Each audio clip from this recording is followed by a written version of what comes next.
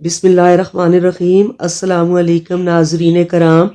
ایک شخص گلی گلی پھر کر آواز لگا رہا ہے کہ کسی کو بازار سے کوئی سودا سلف منگوانا ہے تو بتا دے۔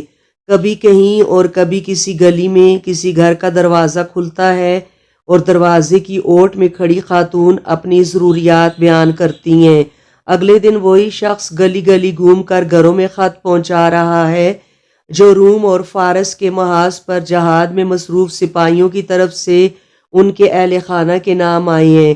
خط پہنچانے کے ساتھ وہ آواز بھی لگا رہا ہے کہ کسی نے جوابی خط دینا ہے تو لکھ کر فلاں تاریخ تک میرے حوالے کر دے کہ فلاں تاریخ فلاں محاذ پر قاصد نے روانہ ہونا ہے۔ آواز لگانے والا ساتھ یہ بھی آواز لگاتا ہے کہ لکھنے کا سامان کسی کے پاس نہیں تو مجھ سے لے لے، اور اگر کسی کو لکھنا نہیں آتا تو مجھ سے لکھوا لے۔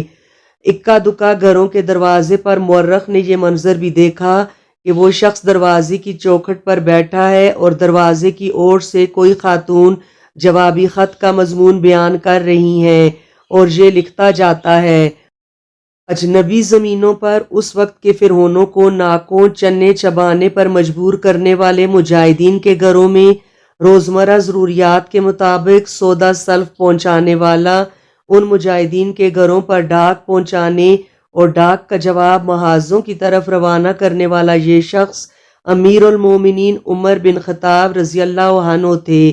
ہمارے پیارے امیر المومنین عمر بن خطاب رضی اللہ عنہ، ناظرین کرام، یہ ہمارے اسلاف تھے جن کے نزدیک عوام کی جان و مال اور دولت سب سے بڑھ کر عوام کا آرام بہت اہمیت رکھتا تھا۔